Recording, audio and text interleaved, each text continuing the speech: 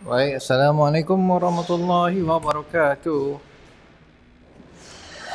Okey, kita start live. Kita tunggu dulu viewer dan 2 minit, lepas tu kita boleh start lah.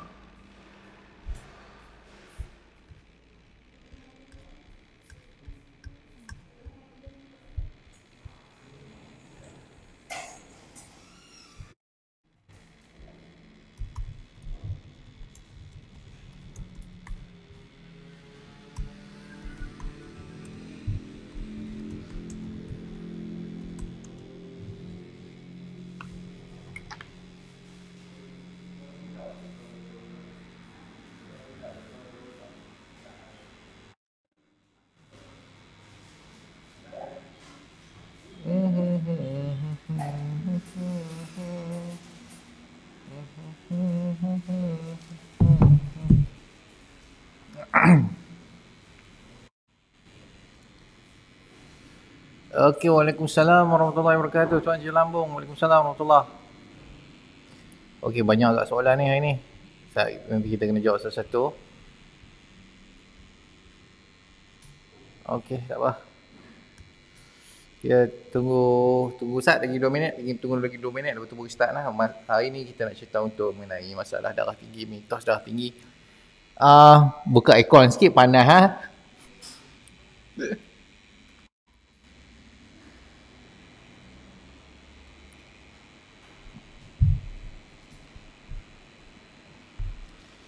Okey, dah tekanan darah tinggi. Kita tunggu lagi seminit. Lepas tu kita start lah. Kita start, tunggu seminit lagi.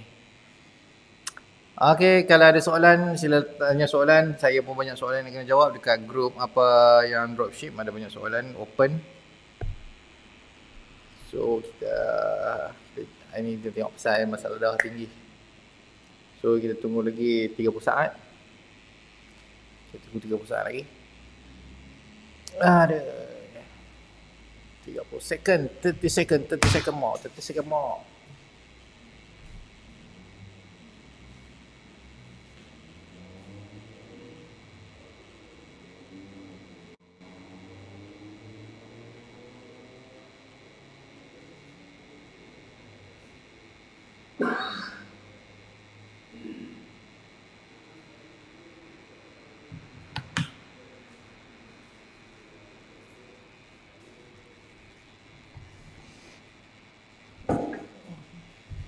Okey. Kita start lah. Okey, hari ni kita punya topik mengenai darah tinggi ya, mengenai darah tinggi. Sebab banyak orang masih kata makan daging kena darah tinggi. Tak nampak lah pula, lupa. Sorry. Okey. Darah tinggi, makan daging kena darah tinggi, kolesterol, makan benda berkolesterol kena darah tinggi, makan garam kena darah tinggi. Bukan. Okey. So kita balik kepada dia punya asas dulu lah, asas. Okey. Tekanan darah tinggi adalah satu, tekanan darah tu sini ya. Tekanan darah adalah satu keperluan. Dia ada satu keperluan. Darah ni satu lagi saya clear. Apa tekanan darah tinggi menyebabkan jadi penyakit jantung, rosak buah pinggang? Tak. Benda ni dia, orang kata akibat ada masalah buah pinggang menyebabkan jadi tekanan darah tinggi, ya betul. Akibat ada masalah jantung menyebabkan tekanan darah tinggi, ya betul. Benda macam tu. Dia bukan tekanan darah tinggi tu yang menyebabkan jadi masalah tu, tak. Dia akibat benda tu berlaku baru menyebabkan tekanan darah tu kena naik. Untuk suplemen kepada kerosakan organ tersebut. Harap semua benda tu kena faham, kena faham betul-betul. Kalau kita tak faham, kena game. Okey. Tekanan darah tinggi dia ada orang panggil secondary lah, secondary punya cause untuk berat tekanan darah tinggi ni. Contoh macam kerosakan buah pinggang, kena dialisis.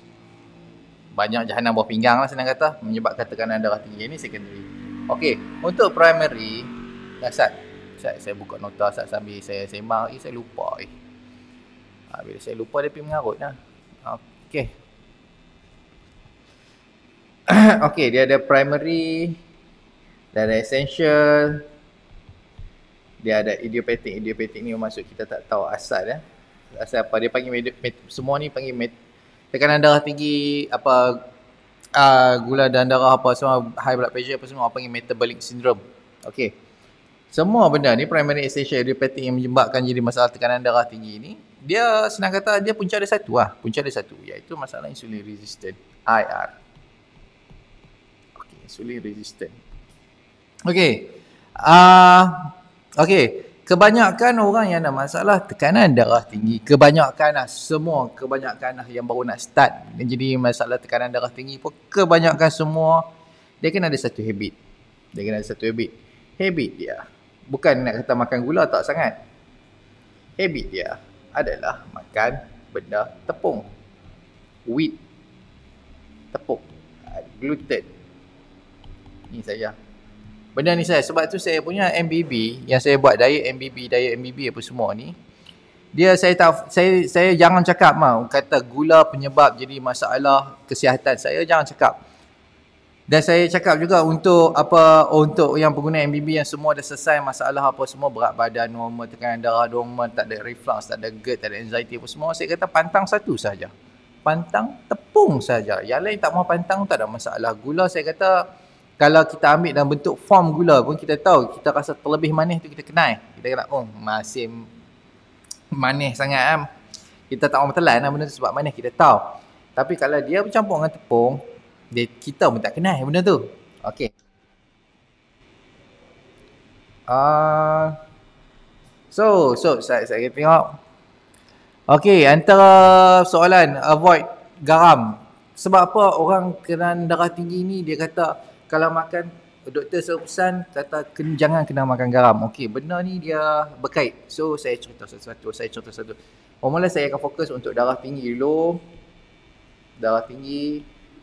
Lepas tu saya baru akan pergi untuk penerangan secara detail apa itu LDL kolesterol. Sebab darah tinggi ni orang kata darah tinggi penyakit jantung. Memang tak lari je orang punya anggapan darah tinggi memang hang kena penyakit jantung. Sebab tu saya akan terangkan secara detail apa tu darah tinggi. Lepas tu baru saya akan piece yang orang kata LDL bermasalah ni. LDL bermasalah. Yang orang kata bad kolesterol. Okey, Abdul Hadi. Tepung gandum Tepung gandum yang putih halus yang tu yang tak boleh makan. Tepung beras boleh gagah. Okey. Okey. Orang kata kalau ada masalah darah tinggi, jangan makan garam. Sebab apa?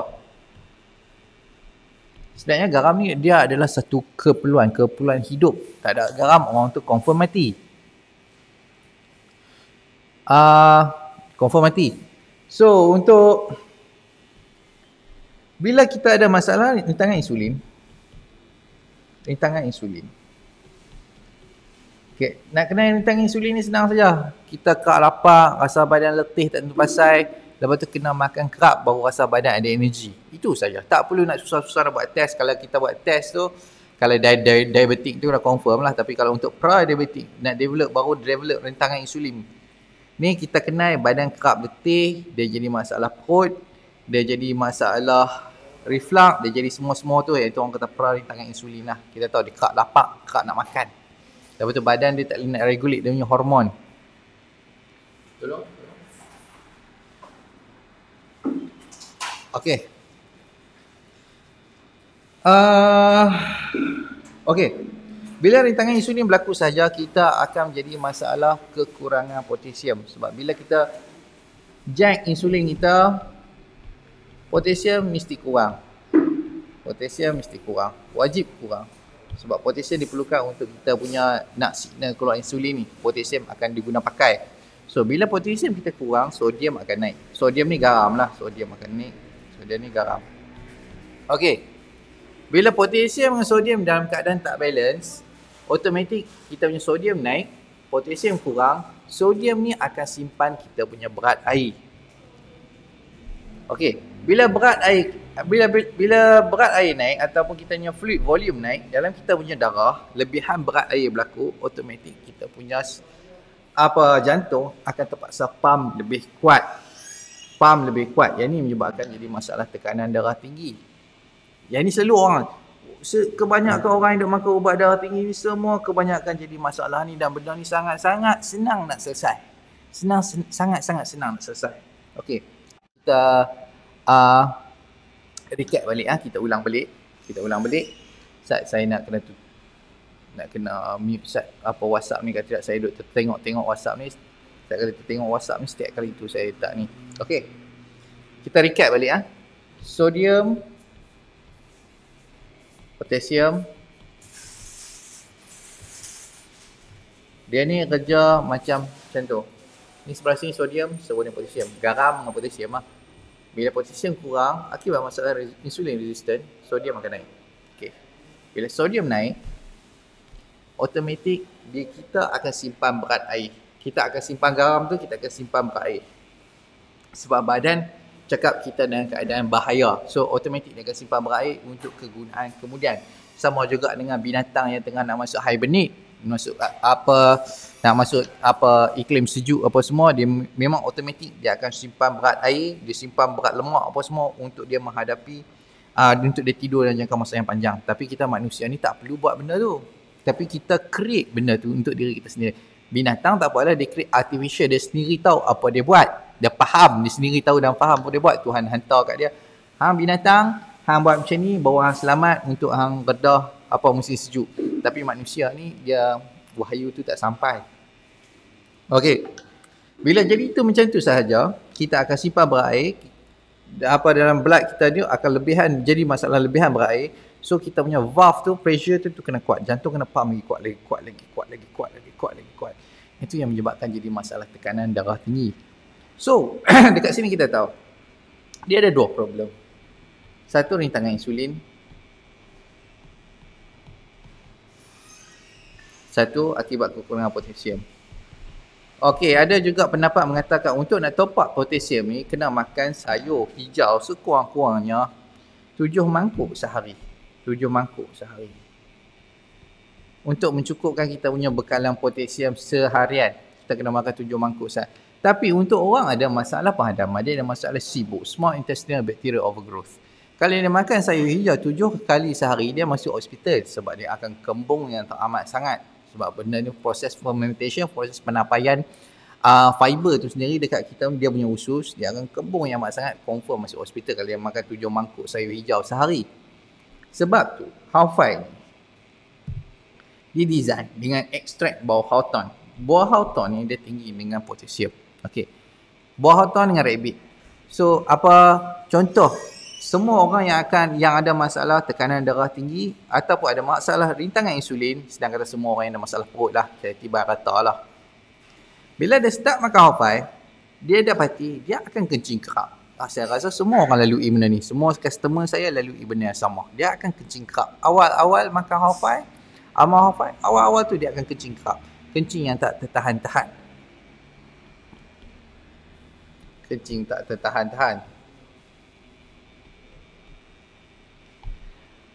Dia berat badan dia akan turun laju.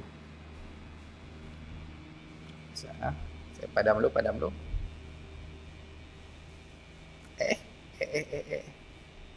Berat badan dia turun laju.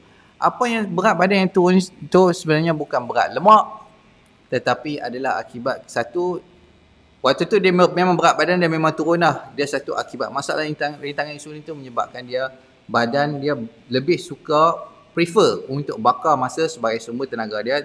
Sebab dia ada masalah rintangan insulin, dia tak boleh menggunakan lemak sebagai sumber tenaga.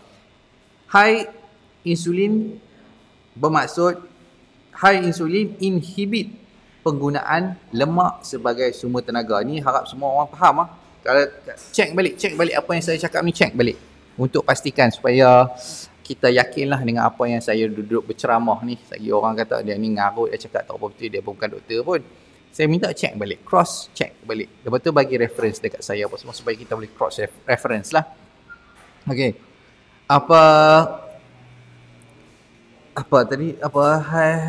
High insulin inhibit penggunaan lemak. Sebab tu orang yang ada masalah penghadaman, dia akan hilang awal sekali adalah berat muscle. Berat masa ni kalau dia hilang, senang saja nak detect. Dia akan rasa lenguh-lenguh satu badan. Lenguh-lenguh satu badan. Tu berat hilang berat masa. Lepas tu bila dia start makan half-five, dia akan start hilang berat air.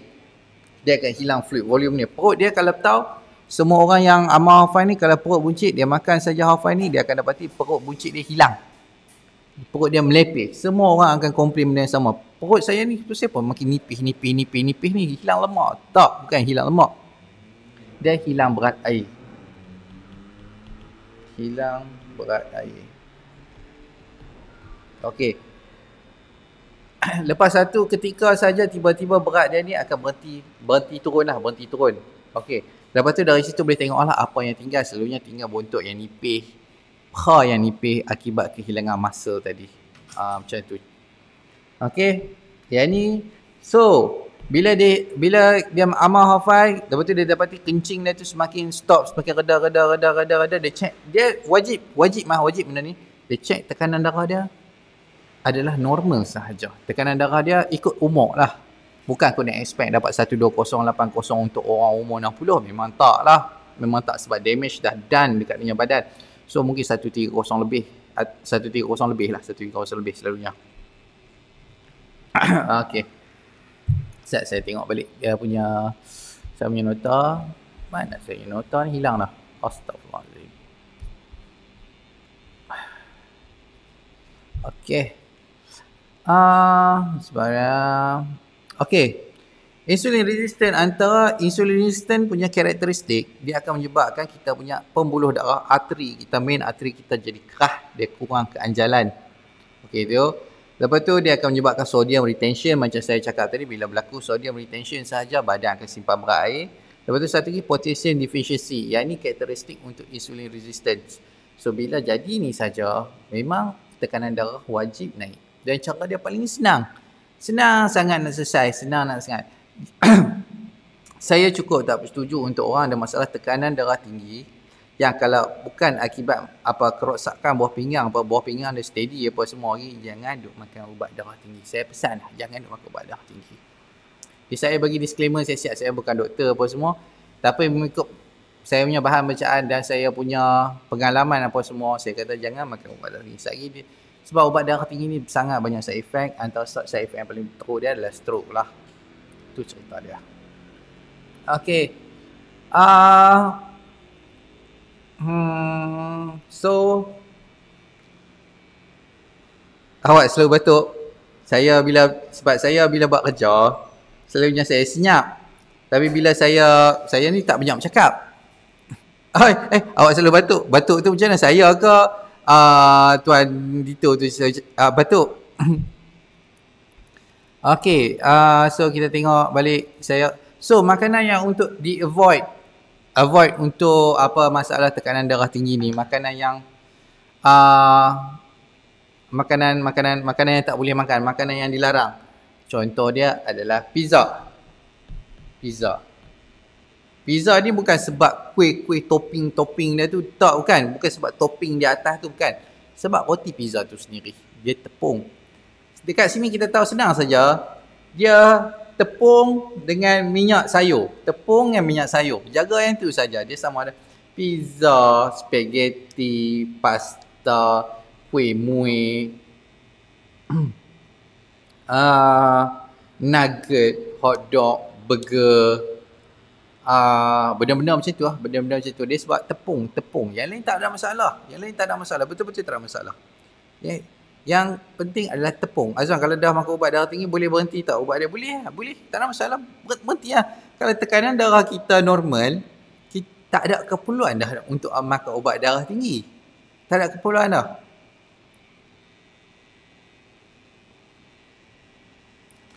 Okey, mengapa bila makan half-five berat air akan turun atau otak mengecut? Dia bukan makan half-five menyebabkan otak mengecut, tak. Dia bukan darah tinggi. Okey, saya jawab satu-satu. Mengapa bila makan half-five berat air akan turun? Dia sebab kita punya buah hawthorn dengan red beet dia tinggi potasium. Bila dia makan saja, dia akan balancekan sodium dengan potasium. Bila sodium potasium dan keadaan balance, kita akan rilis berat air yang tak diperlukan. Automatik tekanan darah akan rendah sebab kita dah kurangkan kita punya fluid volume yang tak diperlukan dalam kita punya darah tu sendiri. So sebab tu dia kerap kecil, hilang berat air. Untuk hilang berat otot akibat masalah rintangan insulin tu sendiri. Okey, saya lukis bagi faham. Bila kita ada masalah rintangan insulin, rintangan insulin dia akan menghalang, senang saya, dia menghalang penggunaan lemak sebagai sumber tenaga. Penggunaan lemak sebagai sumber tenaga.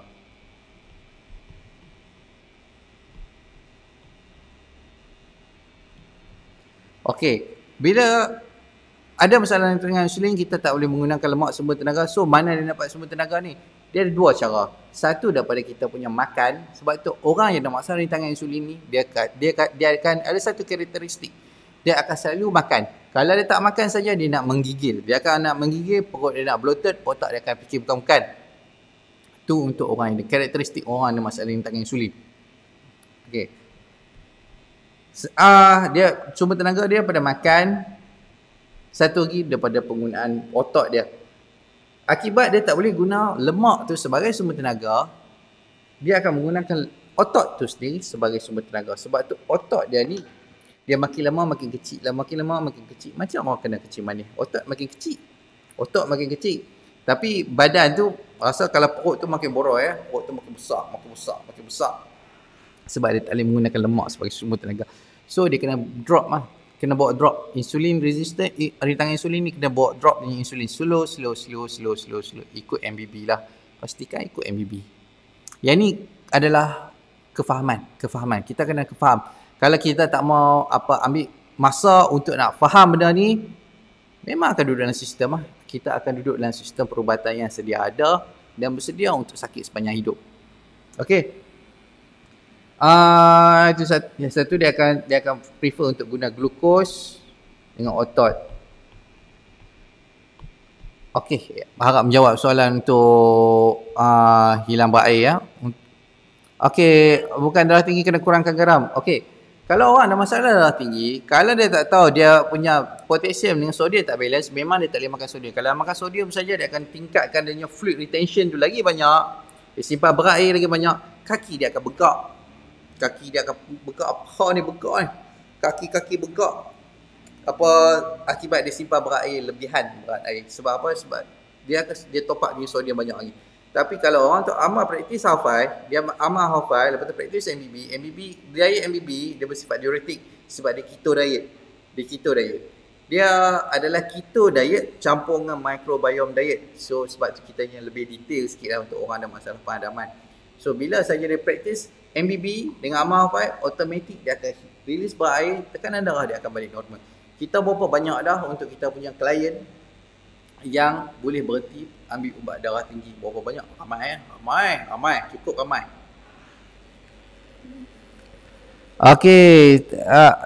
Okey, saya ikut MBB tuan. Adakah ambil gula sedikit tak ada masalah, Saya minum half-five tapi kaki kejang waktu malam, kenapa ya? Top up untuk vitamin D. Sebab ada masalah rintangan insulin, memang drop kita punya vitamin D pun memang akan jadi masalah kaki kejang. So ubat dia senang sangat. Top up untuk vitamin D. Try ambil. Beli dekat farmasi vitamin D 1000 IU tu. Ambil, makan, tengok perbezaan dalam masa 2-3 hari hilang masalah tu. Mimpi bertemu dengan orang yang sudah meninggal, apakah efek dari anxiety? Yang ni saya tak boleh nak cakap lah. Kalau mimpi untuk bertemu dengan orang yang dah meninggal ni, saya tak boleh cakap lah. Saya pun tak ada ilmu untuk menafsir mimpi. Saya tak ada ilmu untuk tafsir mimpi, minta maaf banyak-banyak. Okey. Saat kita tengok untuk soalan lah. Apa yang ni soalan pada Anti Harisa. Macam mana nak kawal tekanan darah tinggi yang paling efektif tanpa makan ubat? Cara untuk paling efektif sekali untuk mengawal tekanan darah tinggi adalah jangan makan tepung. Itu sahaja. Jangan makan tepung. Jangan makan tepung. Okey. Bolehkah orang yang dah makan ubat darah tinggi bertahun pulih melalui MBB? CoQ10 sangat membantu. Betul, CoQ10 sangat membantu. Sebab tu saya punya Real B saya campur sekali untuk CoQ10. Sebab saya tahu orang yang ada masalah penghadaman ni, CoQ10 dia memang drop. Okey. Bolehkah orang yang dah makan ubat darah tinggi bertahun pulih melalui MBB dan half-five? Memang sangat-sangat boleh. Selagi dia tak ada kerosakan buah pinggang yang kritikal lah, bukan yang teruk lah, yang teruk, yang sampai dia kena dialisis. Kalau pesakit dialisis cakap nak ambil Halfine, sebab tu dekat kotak tu saya tulis amaran untuk pesakit buah pinggang jangan duk ambil Halfine ni lah. Sebab apa? Saya kata aku malas nak jaga sebab aku tahu memang renyah. Sebab tu saya tak bagi untuk orang yang dialisis ni ambil Halfine. Selagi dia tak ada masalah buah pinggang, saya kata silakan ambil Halfine. Silakan ambil. Okey. Cara nak cek tekanan darah tinggi yang betul. Okey. Cara untuk cek tekanan darah tinggi yang betul. Okey, saya minum Halfine selalu dengan probiotik. Probiotik tak boleh. Probiotik ni kita ambil dalam 3 hari sekali tau. Kita jangan ambil hari-hari. Probiotik ni jangan ambil hari-hari. Memang kembung. Memang kembung. Kalau ambil probiotik hari-hari memang kembung. Dia kena ambil 3 hari ataupun 4 hari sekali. Dia tak boleh continue. Kalau tidak memang kembung tak berhenti. Probiotik memang macam tu sifat dia. Okey, apa cara nak cek tekanan darah tinggi yang betul? Cara nak cek tekanan darah tinggi senang ah. Yang betul. Ni kata meja.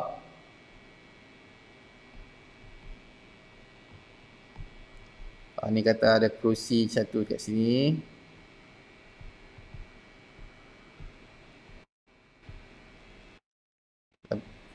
Lepas tu ni kata ada orang kat sini, duduk kat sini. Silap pula. Kerusi yang mejanya rendah sangat. Meja dia kena tinggi macam ni lah senang kata. Tangan dia kena setentang dengan badan macam tu, setentang dengan badan macam tu. Okey. Lepas tu kat sini baru kita ambil kita punya tekanan darah. Kita ambil tekanan darah kita.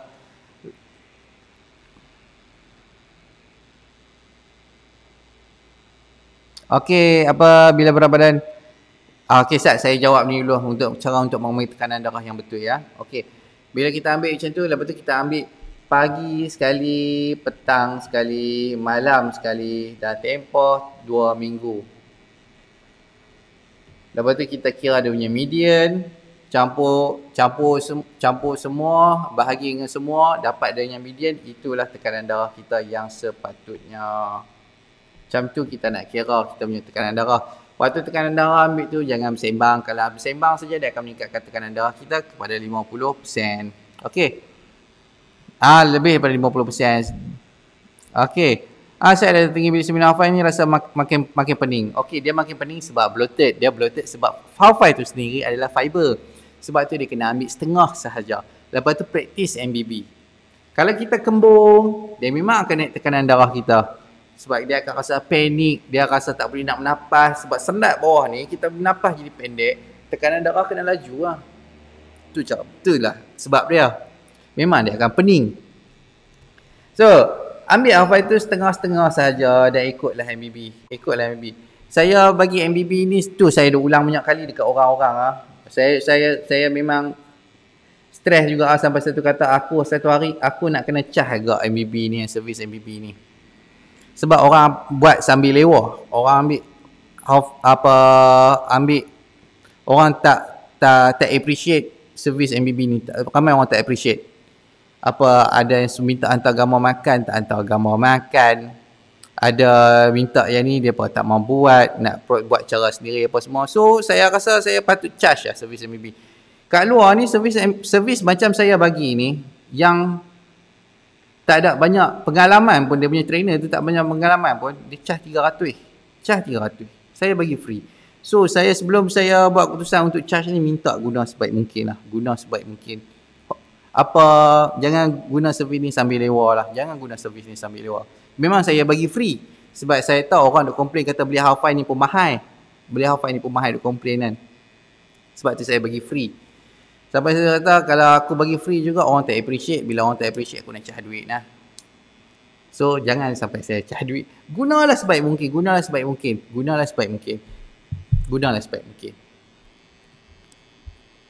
Okey, lepas tu bila berat badan turun dan berhenti pada satu tahap, adakah ini mana badan dah guna lemak sebagai tenaga? Tak juga. Dia selalunya bila dia turun sampai satu tahap saja, kalau insulin resistant tu dah kembali back to normal, dia memang berat badan tu stuck, dia lekat. Kira okey lah. Lepas tu start workout. Jangan waktu dia berat badan tu dah berhenti, lepas tu dia nak naikkan berat badan, dia pergi makan lagi banyak, tu mengarut. tu mengarut. Dia akan jadi masalah rintangan insulin balik. So benda tu dia akan berpusing balik. Dia akan berkitar balik tempat yang sama. So bila berat badan tu dah start kat situ, start workout. Ataupun sebelum dia sampai berat badan dia turun tu pun start workout balik. Macam tu cara dia. Jangan waktu dah sampai kat dah berat badan tu makin turun, lepas tu panik. Lagi panik dia makan makin banyak. Saya dah jumpa banyak orang, banyak sangat orang yang waktu berat badan dia turun, dia panik. Dia panik, dia makan banyak. Saya kata, jangan duk makan banyak. Dia kata, tak apalah, saya nak buat cara saya lah. Saya kata, tak apa, go ahead. Lepas tu saya duduk tak duduk. Sebulan lepas tu call saya balik. Apa Tuan Azwar, saya punya berat badan ni makin turun. Saya dah makan banyak, makin turun. Tu lah, aku dah habang dah. Saya punya pengalaman ni banyak, walaupun saya bukan doktor. Saya pengalaman saya cukup banyak. Sebab saya hari-hari duduk dalam bidang ni. Hari-hari saya duduk buat benda yang sama. Bila berat badan start turun, start workout. Sebab apa yang lost waktu tu adalah berat air dengan berat muscle. So start workout. Sebab bila kita bina muscle mass, dia akan kurangkan rintangan insulin tu lagi cepat. So start workout. Workout jangan buat upper body lah. Jangan buat upper body tapi buat lower body. Buat kita punya bahagian paha, buat kita punya bahagian betih. Sebab bahagian paha yang betih dengan bontot kita tu adalah muscle yang paling besar dalam badan kita compare dengan kita punya bicep, dengan chest, dengan belakang. Dia kecil lah. Compare dengan kita punya paha dengan kaki, dia muscle paling besar. So buat yang itu dulu. Okay, apa boleh sembuh Kak Tuan Hafal? Boleh sembuh kanser pada paru-paru tak? Abang saya telah dia ketika tu minggu 4.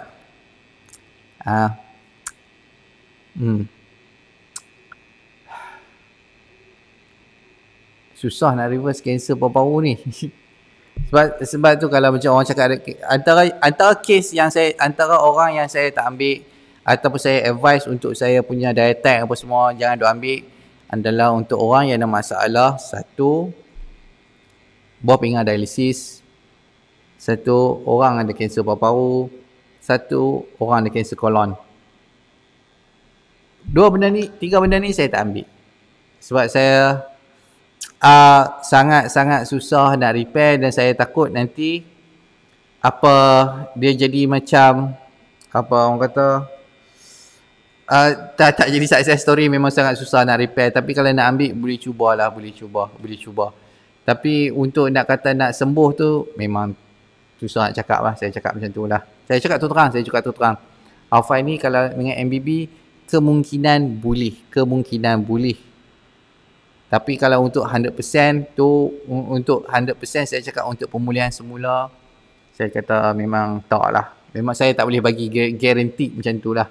Saya tak boleh guarantee macam tu. Okay. Tepung termasuk roti dengan kuih muih lah. Ya betul. Itu ceritanya. Tepung termasuk dengan kuih roti tu. Okay, saya tengok soalan. Daging dan kolesterol punca darah tinggi. Daging memang tak langsung lah. Tak ada kaitan langsung. Tak ada kaitan langsung pun. Untuk kolesterol, lagi saya sembang untuk kolesterol dengan detail. Dengan betul-betul detail supaya orang faham tentang apa tu kolesterol tu sendiri. Okay, saya rasa saya masuk sekarang. Buat kolesterol tu senang. Saya masuk sekarang. Saya tengok letak. Okay. Saya start dengan sel tu sendiri ya. Okay. Kita kata kita akan ada speed sel. Dia orang panggil dia kita setiap sel dia ada kilang. Setiap sel dia ada kilang. Kita panggil dia sebagai endoplasmic reticulum lah. Endoplasmic reticulum. Benda ni tak payah tahu pun detail ni, tapi tak apa, saya sembang sikit lah. Okey. Dia adalah kilang. Imagine dia ada kilang untuk buat produk. Dan setiap sel kita ada satu kilang untuk buat produk. Okey. Sekarang ni kita nak hantar produk tu ke tempat yang diperlukan lah. Tempat yang diperlukan. Okey. Satu tempat yang diperlukan. So, daripada kita punya cerita dia, kita ada satu kilang. Dia hasilkan produk. Produk ni dia kena pergi satu tempat. Nama dia macam post office lah. Post office. Dekat post office ni dia kena naik kapal terbang. Ataupun dia naik kapal terbang lah untuk nak hantar barang. Dia macam nak hantar daripada Kedah. Lepas tu dia nak hantar pergi KL. Dia kena hantar pergi post office dulu. Lepas tu daripada situ dia baru hantar naik. Daripada post office naik kapal terbang. Lepas tu baru dia sampai ke destinasi dia. Okey, saya akan cerita pasal LDL kolesterol ni macam ni. Supaya semua orang faham. Saya bagi analogi yang sangat mudah. Ada kilang, ada post office, lepas tu ada kapal terbang kargo, lepas tu dia ada destinasi dia. Okey. Kita padam. Okey. Ni kata kita ada saya lukis gambar kilang kilang.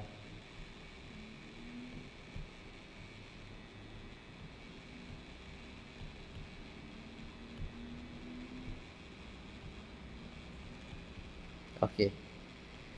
Setiap sel kita dia ada kilang ni sendiri. Kilang ni kerja dia adalah untuk menghasilkan orang kata dia menghasilkan protein lah senang kata. Dia menghasilkan protein. Protein ni dia buat pada building block protein itu sendiri iaitu asid amino. Asid amino. Asid amino dihasilkan protein dia untuk macam-macam jenis lah. Nak hasilkan nak buat kuku, nak buat kulit, nak buat apa semua segala benda. Badan kita sendiri dia perlukan asid amino. Asid amino ni daripada kita punya makanan itu sendiri lah. Dia terpulang kat dia nak buat apa saja jenis yang dia perlukan badan ni.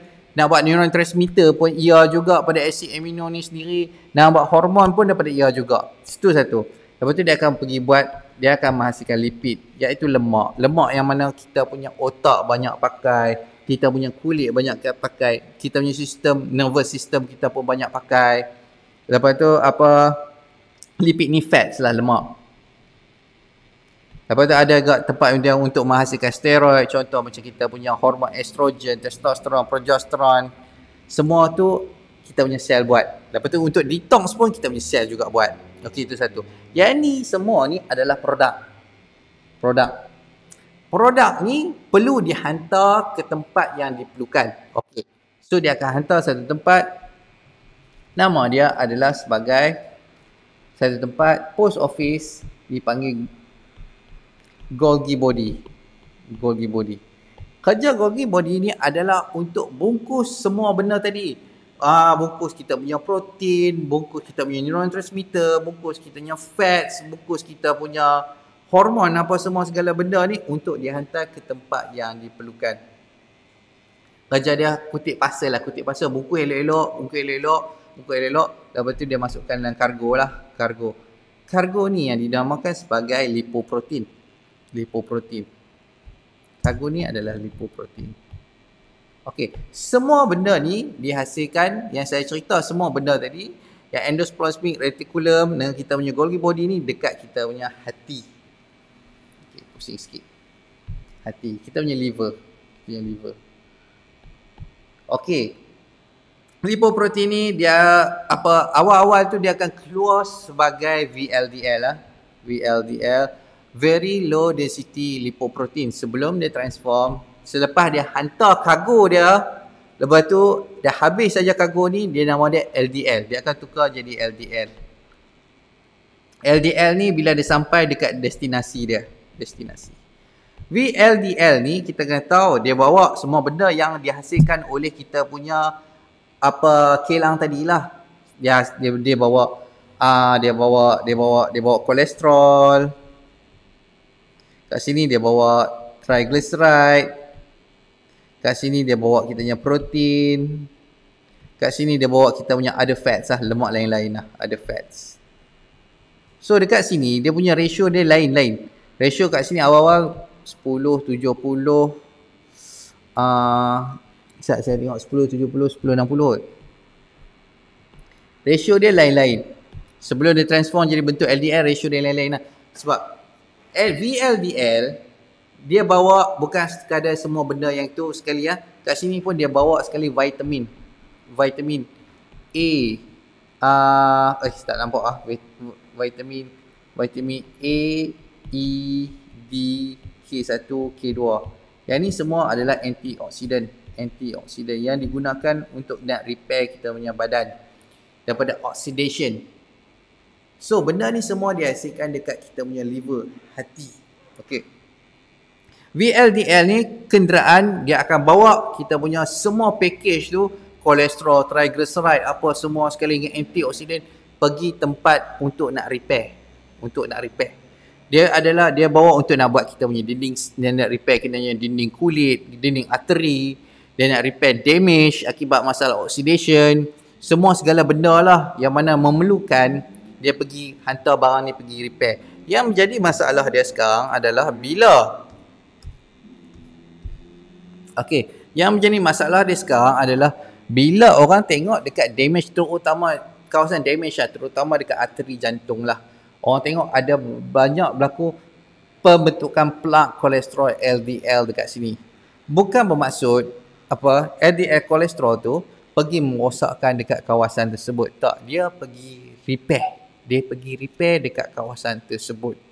Yang menjadi masalah satu lagi adalah bila berlaku LDL oxidation of low density lipoprotein dekat kawasan tersebut, yang disebabkan oleh rintangan insulin yang tinggi. So sebagai contoh,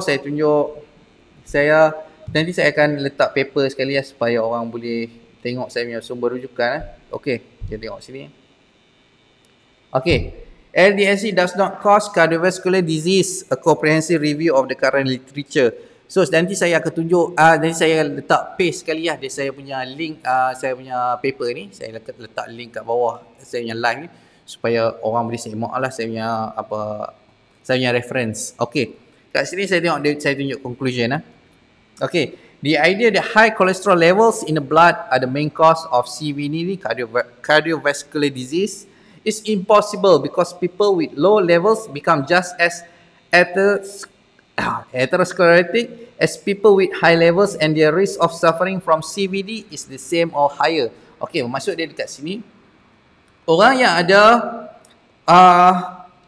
idea yang mengatakan tingginya kolesterol dalam darah sebagai punca masalah penyakit jantung adalah mustahil.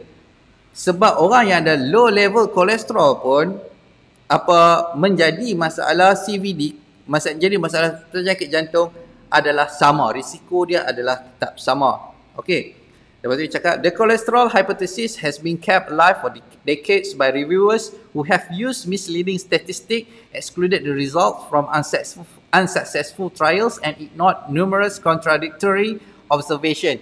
Maksud dia dekat sini adalah orang yang ada hipotesis pasal kolesterol ni orang hidupkan oleh reviewer yang menggunakan statistik yang salah, buang result yang tak sama, tak tally dengan apa dia punya hipotesis, dan ignore ni dia tak tengok langsung observation yang contradict dengan apa yang dia nak bawa. Ni syarikat Big Pharma lah bawa selalunya. So dia tepih yang mana dia kata benda ni contradict dengan aku punya yang contradict dengan apa yang nak melariskan jualan aku tolak tepi sebab aku yang control market, aku yang control sistem pendidikan medical. So aku boleh tepih apa saja yang aku tak mau dan aku masuk ke apa yang aku mau. Yang itu apa yang berlaku sekarang dekat bidang perubatan sekarang. Okey.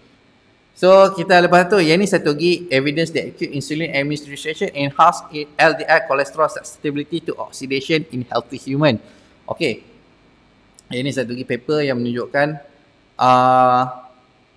bila kita acute ni kita inject insulin kita ambil insulin menyebabkan LDL cholesterol kita oxidize. Yang ni dalam manusia yang sihat. So kita tengok dia punya conclusion. In conclusion, insulin physiological doses is associated with increased LDL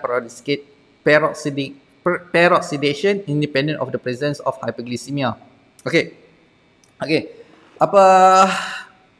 The result supports the possibility that insulin resistance may be implicated in the genesis of the early atherosclerotic lesions and or the progression of atherosclerosis through the attendant hyperinsulinemia. Bermaksud dia dekat sini adalah bila kita ada masalah diabetik ataupun kita ada masalah insulin resistant, ini adalah genesis dia punya faktor penyebab permulaan berlakunya lesion ni macam luka, kerosakan dekat kita punya arteri jantung sebab oleh masalah high insulin tinggi. bukan disebabkan oleh masalah kolesterol, bukan disebabkan oleh masalah gula, tapi adalah masalah oleh high insulin level. High insulin level ni selalu akibat bukan kita punya input gula tinggi, salah. Sebab yang paling menyebabkan kita spike insulin adalah tepung.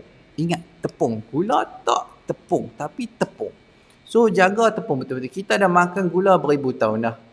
Memang berapa banyak orang tak apa, beribu tahun tu boleh bilang dengan jari kot, sementara beribu tahun sebelum tahun 1970, sebelum tahun 1970, sebelum tahun 1980, yang waktu kita introduce food pyramid.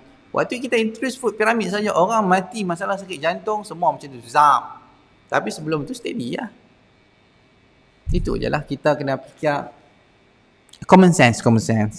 So, apa rasa-rasa kalau tak faham, tengoklah berkali-kali apa yang saya explain tadi ya. Yang sebab ni saya kata saya malas nak buat video, sebab kalau saya buat video lagi, saya nak kena edit banyak kali. So saya kata tak apalah, aku tibai buat live sajalah. Orang nak faham, kalau tak faham tanya. Okay. So, apa solution? Kita tengok soalan. Solution untuk anxiety dan sesak nafas macam biasalah, akibat masalah SIBO. Tetap MBB dengan Half-Life Plus lah. Jaga itu. Jaga tepung satu lagi. Okay, bagaimana untuk mengeluarkan angin bagi orang yang urut pun susah sangat nak sedawa? Selain itu ada juga masalah kencing manis dan darah tinggi. Adakah kaitan mengambil ubat darah tinggi dan kencing manis ganggu sistem pencernaan perut? Ya, betul. Akibat pengambilan, dia bukan setakat ubat darah tinggi, ubat diabetik kan. Dia apa-apa sahaja yang mengganggu proses fisiologi cara badan manusia berfungsi normal, semua dia kacau perut. Ambil ubat tahan sakit kacau perut, ambil ubat darah tinggi kacau perut, ambil ubat cair darah kacau perut, ambil ubat apa semua kacau perut. Okey. Kalau susah nak sedawa, macam saya pesan minum air suam. Bukan minum air suam, minum air ais pun tak apa. Minum air ais ke air suam pun tak ada masalah, minum. Untuk apa? Sebab kita tahu kita punya kekuatan injak LAS dia selari dengan kita punya kepekatan asid perut. Okey. Bila kita introduce liquid sahaja,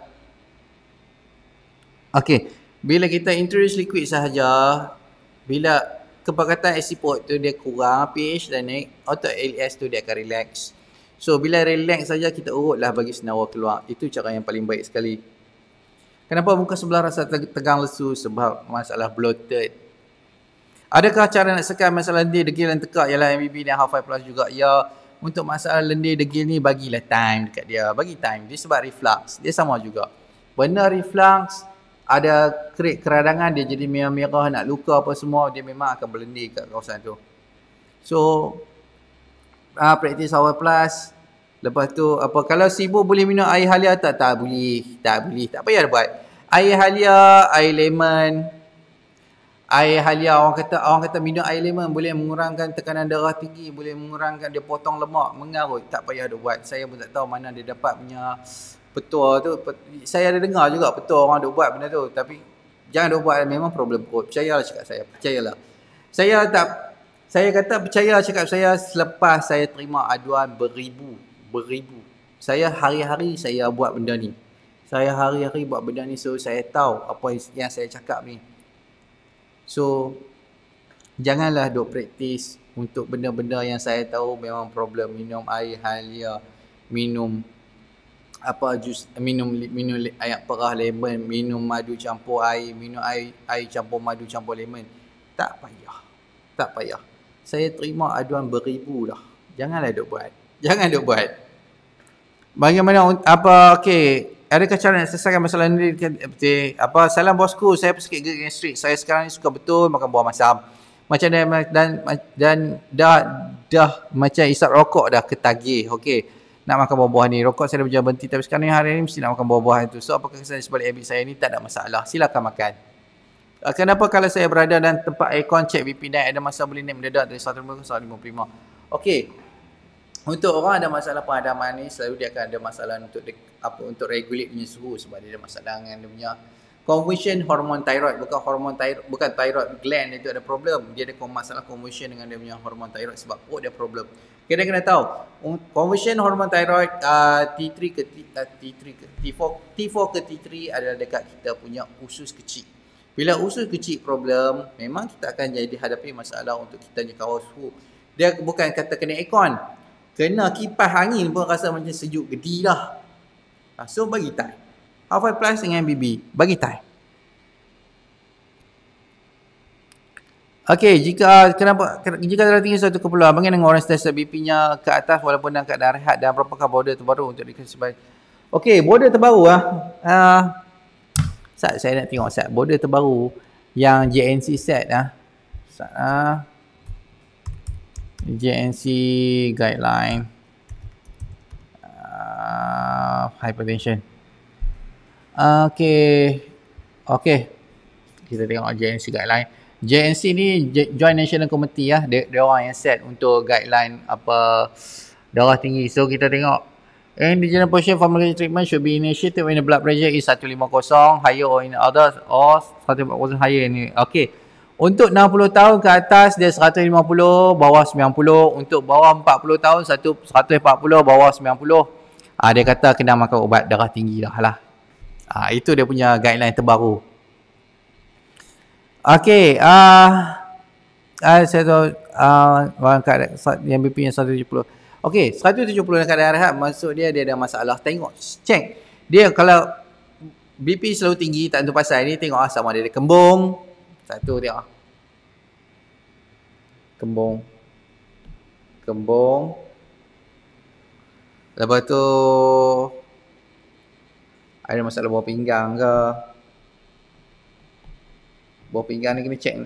Bawah pinggang ni check dulu lah. Kalau tak ada masalah bawah pinggang, kita check. Waktu dia punya BP naik tu, kita tengok dia kembung tak kembung. Kalau tak kembung, okey lah. Okey, berapa kotak Alpha kena minum untuk hilangkan SIBO ni?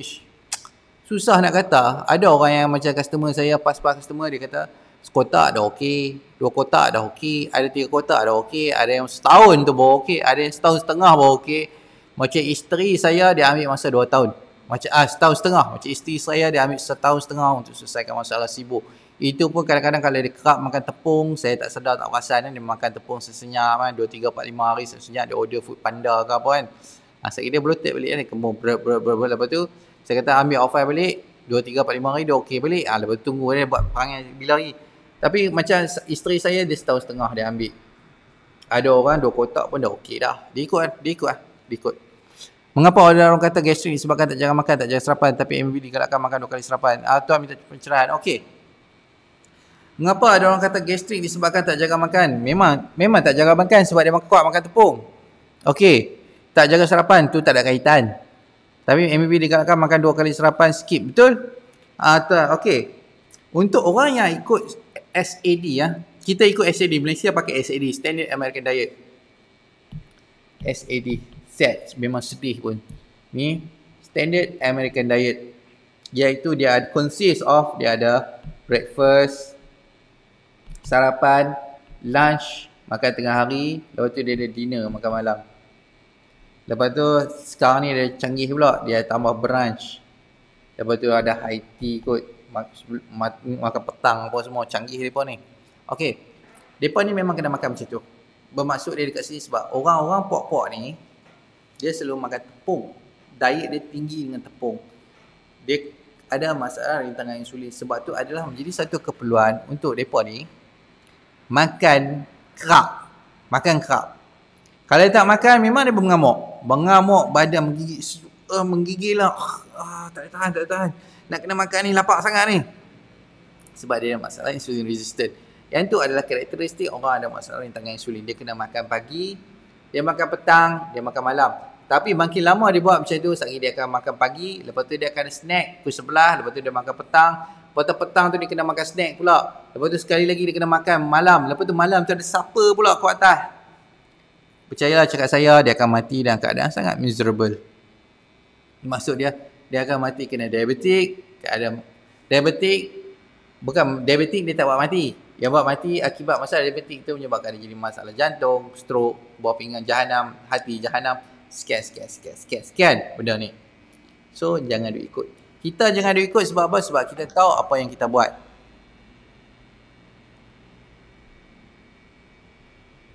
Okey.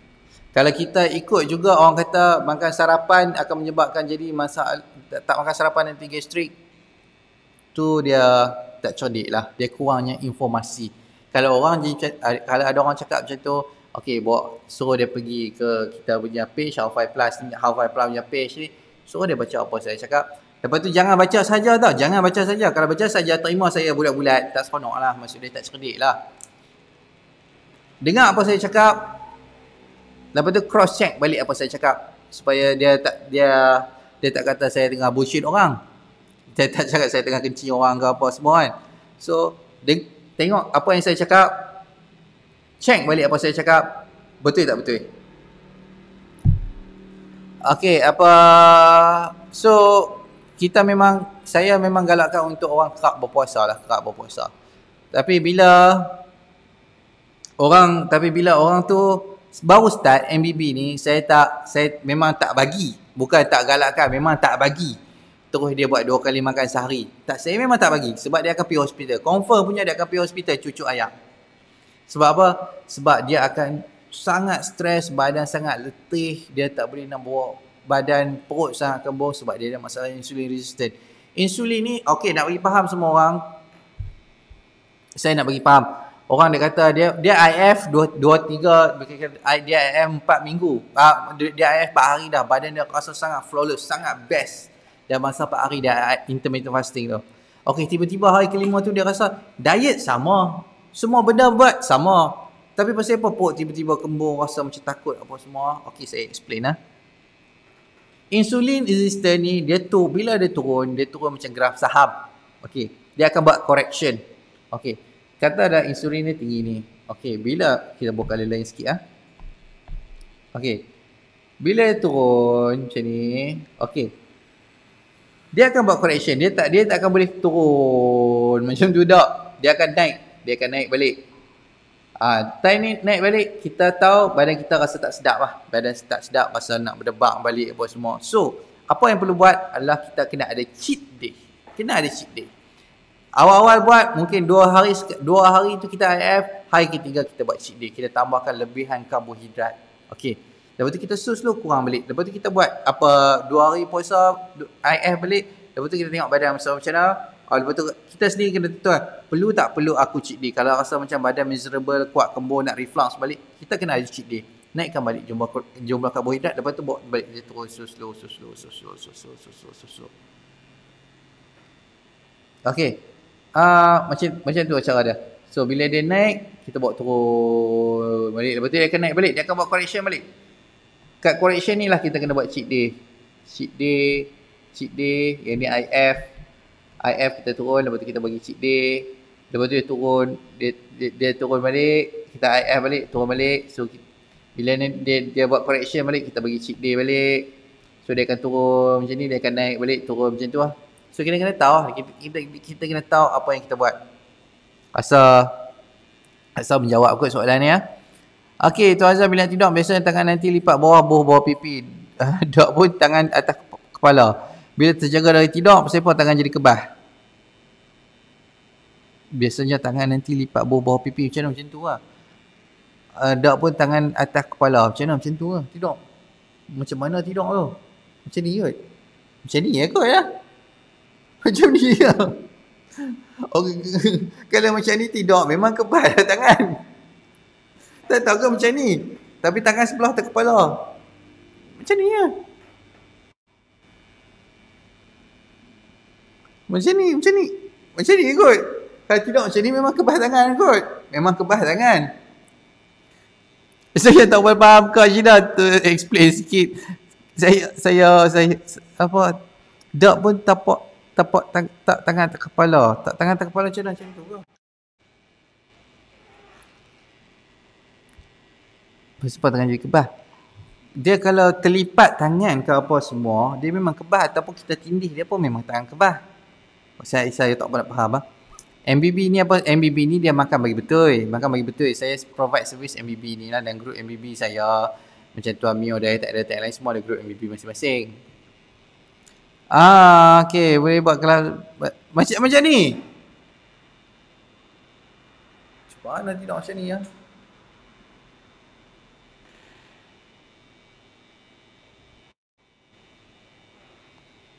Macam ni. Kalau kita tindih tangan memang macam ni memang lengur. Memang lengah. Ataupun kita tidur bantal lengan macam ni pun lengah juga. Lengah lah sebab kita darah tu tak sampai. Sebab tu kalau kita tidur, dia badan tu automatik dia akan pulas-pulas, dia akan pusing. Dia bagi tak mau bagi kebah. Sebab tu badan kita tidur. Kita bukan tidur diam macam tidur macam mayat macam tu. Tak ada. Kita tak tidur macam tu. Dia akan berpusing, bergerak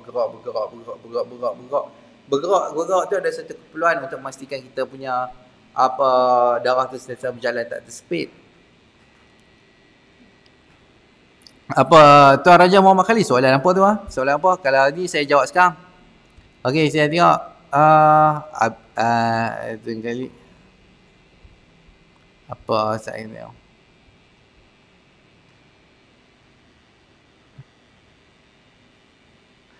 Adakah maksudnya dalam proses recovery SIBO ni kita akan keep orang kena attack di sini? Untuk jawab Tuan Abdullah Muhammad Azim, SIBO ni dia selagi SIBO ni satu benda yang lama, lambat nak hilang sebab dia kata dah berlaku pembiakan bakteria dekat kita punya usus kecil. So benda ni takes time. Sebab tu saya punya introduce untuk macam santan ke apa semua. Ambil santan tetap makan tapi dalam kuantiti yang sedikit. Dia tak boleh terlampau banyak sekaligus sebab nanti muntah angin. So kita introduce sikit. Sama juga untuk masalah nak menghadam sayur akibat kekurangan enzim dengan bakteria yang sepatutnya dekatnya usus kecil akibat masalah SIBO. So kita kena introduce dia perlahan-lahan, bagi makan sayur ni slow. Tapi IF tu kena practice. Intermittent fasting kena buat. Half-five ni dia bukan, half-five ni orang kata shortcut. Mana ada orang nak sembang kata, dia kata boleh okey, tak perlu makan boleh okey daripada masalah insulin resistant apa semua ni, tak perlu makan produk apa semua. Terpulang. Saya kata macam ni, saya you can talk the talk but can you walk the walk. Macam saya manage orang sehari, manage orang bawah, orang yang amal Half-Five ni dekat 2000 orang saya manage. Saya kata macam ni, kalau hang kata tak perlu makan Half-Five, tak perlu nak IF apa semua ni kan, kata boleh selesai sendiri dengan makan ikut cara, saya tak ada masalah. Hang ambil 10 orang, lepas tu hang manage. Aku nak tengok. Sebab tu saya selalu kata ke orang yang cakap macam tu, sama doktor pun sendiri attack saya, kata macam ni lah. You can talk the talk, all the theory you want, but can you walk the walk? Macam tu saya cakap. Buat. Sebab saya bagi Half-Five Plus ni adalah satu, orang kata, yang shortcut. Dia macam untuk top up potasium. Kalau cara tradisional, untuk orang sihat saja boleh. Sebab dia kena makan sekurang-kurangnya 7 mangkuk sayur. Dia kena makan 7 mangkuk sayur hijau untuk top up potasium. Saya kata, baik kita top up dengan buah hoton lagi cepat. Sebab tu dia jadi orang yang makan Half-Five Plus ni, dia punya usus cepat recover. Dia punya usus besar, especially cepat recover. Sebab psyllium dengan inulin ni memang sangat bantu untuk pemulihan usus besar. Memang sangat-sangat membantu. So, sebab kalau nak makan sayur hijau, dia jadi bloated. Nak makan tu jadi bloated. Saya bagi shortcut. Cara pemulihan paling cepat dan paling okey.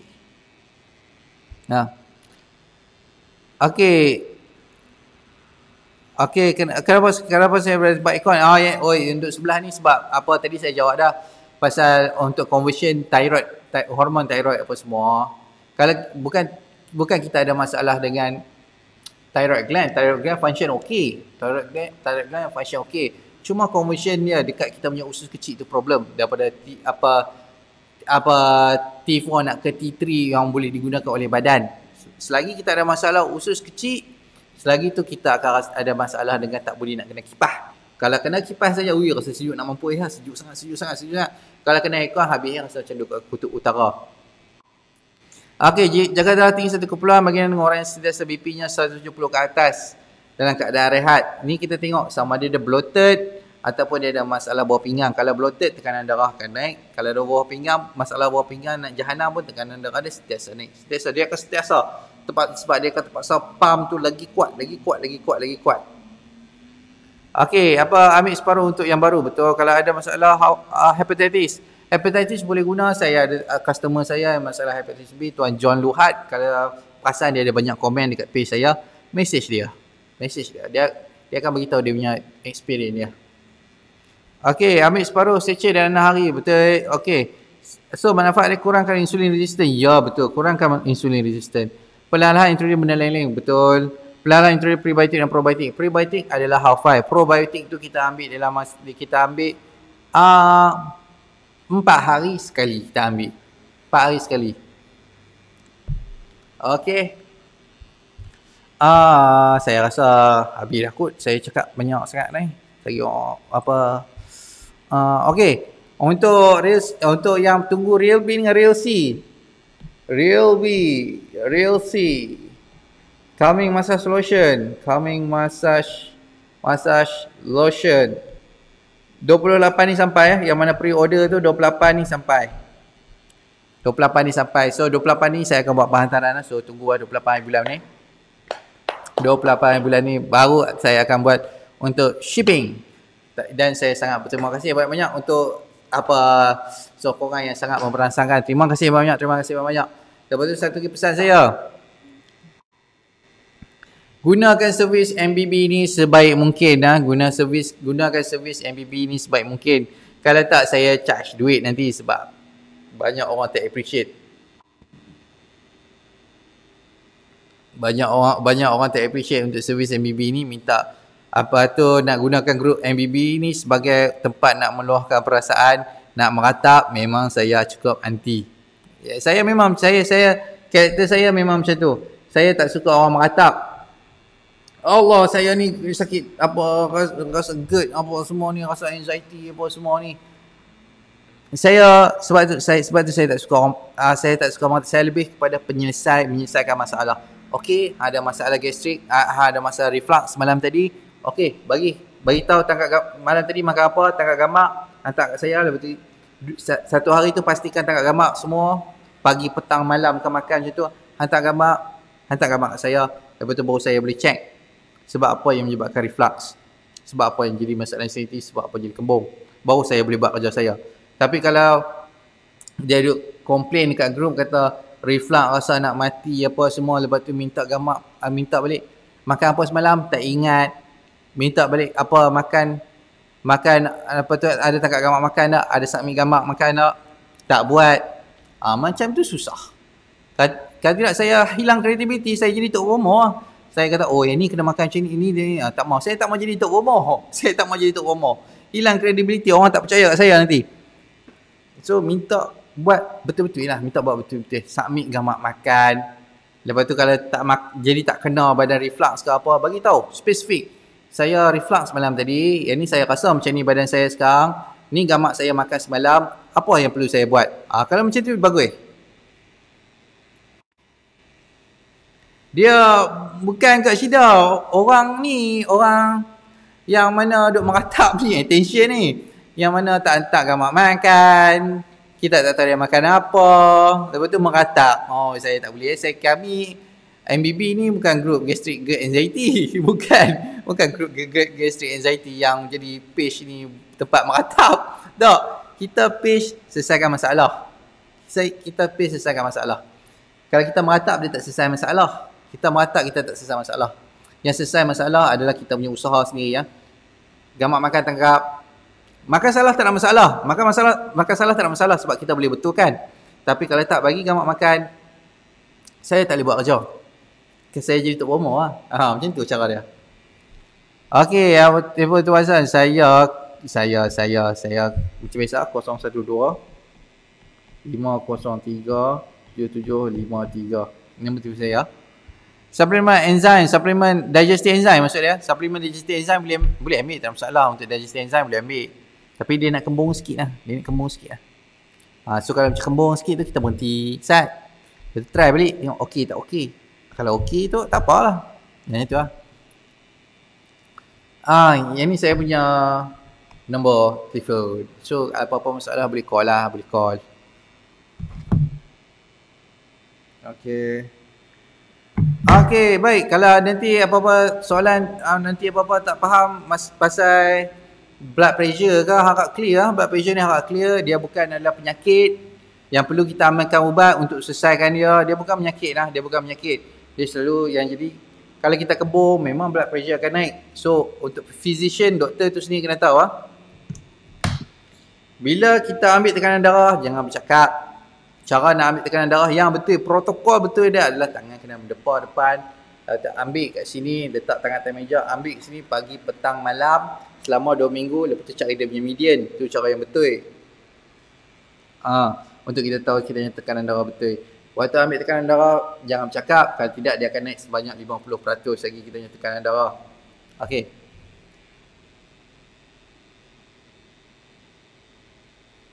Kita ambil tekanan darah kita macam tu. Lepas tu tekanan darah ni adalah bukan penyakit, dia ada satu keperluan. Bila orang tu ada masalah bawah pinggang, tekanan darah kena naik.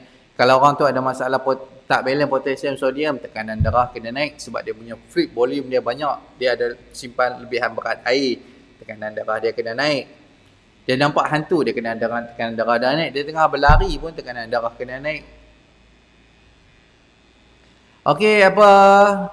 Tuan-tuan, kenapa saya selalu hidung sumbat? Tak sesama pun.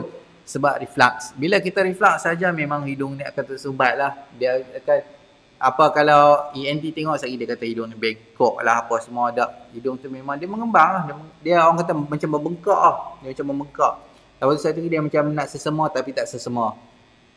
Sebab reflux. Kita reflux dia sampai habis. Mulut dengan hidung ni sendiri. Bukan mulut, hidung, paru-paru, telinga sekali semua efek. Semua atas ni lah.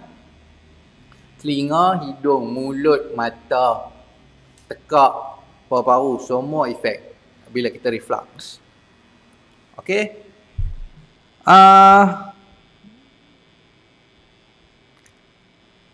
Okey, lepas tu apa lagi last.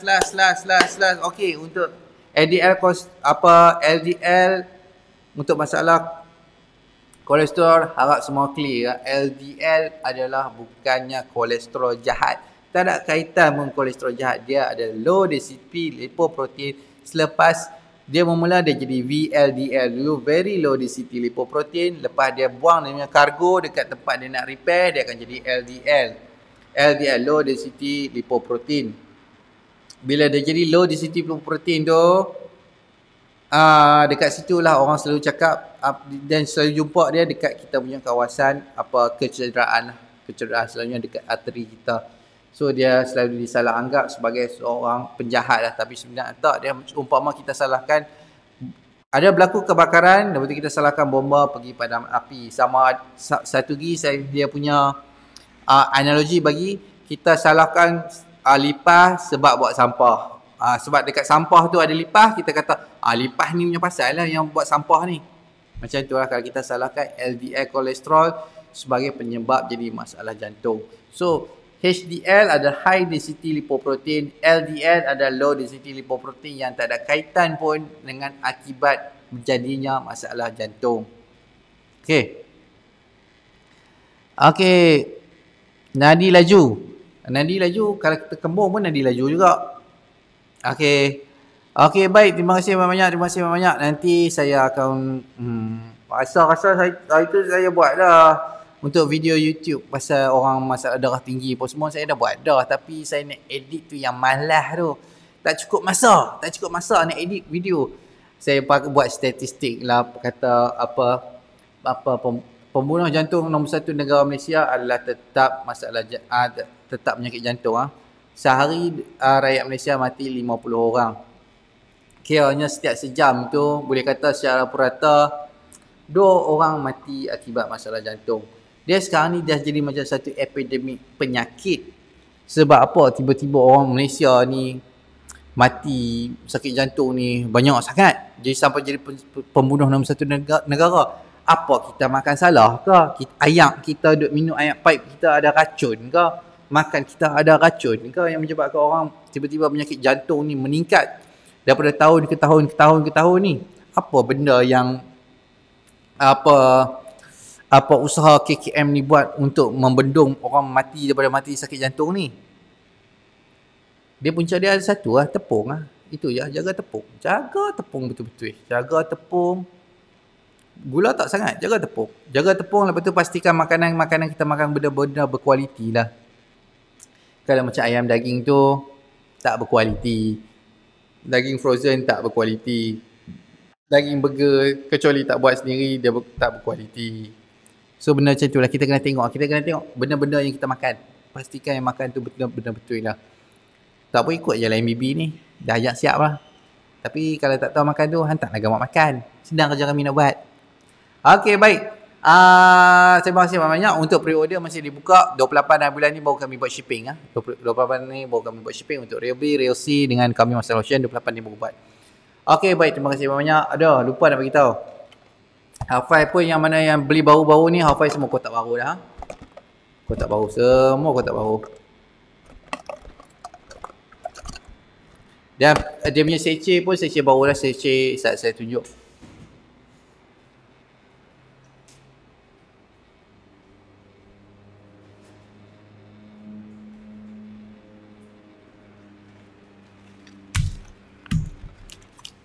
Okey, semua pun seceh Hafai Plus. Saya tulis Hafai Plus ini.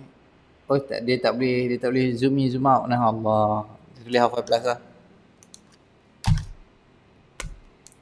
So, macam ni lah. Pakai art card dah. Dulu pun pakai card buat bodoh lah. Sekarang ni upgrade sikit pakai art card dah. Okey, baik. Boleh saya Tuan Haji Lambu kita kontak dengan saya. Ya, apa nak makan sarapan ni? Nak makan sarapan makan ni. Nasi boleh. Mihun pun boleh.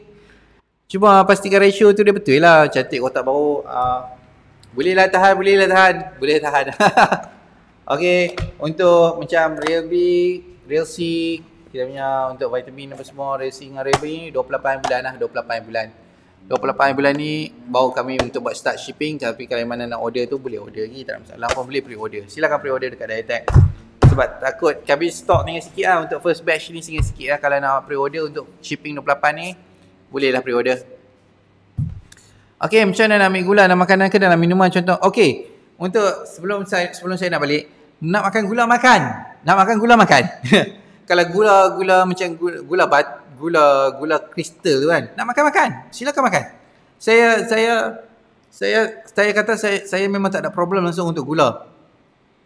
Kalau orang lain kata gula ni penyebab masalah apa semua, saya tak bersetuju. Bagi saya yang paling problem adalah tepung. Tepung create damage. Gula kita tahu kalau kita macam campur dalam makanan, campur dalam minuman, kita minum sikit. Bila kita minum sikit gula tu, kita tahu manis piau lah, tak mah. Kita tahu. Tapi kalau dia campur dengan tepung ni kita tak tahu dia punya efek kepada usus kita lagi teruk daripada gula. Pertama-tama kalau gula campur dengan tepung, memang kita tak dapat beza apa kita makan tu. Sedapnya tak. Tapi kalau gula campur dengan air kan, memang kita tahu manis sangat, kita akan berhenti sendiri. Tapi kalau gula campur dengan tepung, kita tak tahu. Kalau tepung tu sajalah problem, campur dengan gula kat atas memang top up. Tapi kalau nak makan gula, makan lah. Bagi saya tak ada masalah, makan pi lah, makan pi. Okey. Okey, saya dah sebenarnya dapat. Bihun dia tepung berah. Anti Riza, bihun dia tepung berah. Yang tepung problem ni, tepung gandum. Tepung gandum memang problem. Tepung berah boleh gagah. Tepung gandum memang problem langsung. Okey, baik. Saya rasa habis dah kot hari ni. Habis dah. Okey, baik. Terima kasih banyak. Terima kasih support saya. Saya minta maaf, saya agak strict sikit pasal MBB tu sebab saya tak mahu dia jadi tempat orang meratap. Saya cukup anti dengan orang meratap ni. Sebab saya mau tu untuk selesaikan masalah orang, selesaikan masalah, lepas tu kita go on. Selesaikan masalah, go on. Karipap okey tak? Karipap tak okey. Karipap memang tak okey, jangan makan. Saya masa cepat lapar, kembung itu ke itu sibuk. Kerak lapar tu dia simptom untuk masalah ni orang panggil insulin resistant. Kalau tak masalah rintangan insulin, dia tak lapar lah. Roti gardenia problem lah. Senang kata roti gardenia problem lah. Makanlah nasi sedap lagi, buat nasi lemak pun okey. Nasi lemak ijaz dan santan lah. Kalau rasa macam bloated teruk, kita kurangkan santan. Macam tu lah. Video dah laju nak tengok balik. Okey baik. Okey baik Tuan Abdullah. Okey baik, saya usaha. Saya upload lah. Saya upload dekat Facebook. Facebook memang sedia ada dah. Lagi satu lagi saya upload dekat kita punya YouTube lah. YouTube channel kita. Okey baik. Terima kasih banyak. Assalamualaikum. Terima kasih banyak.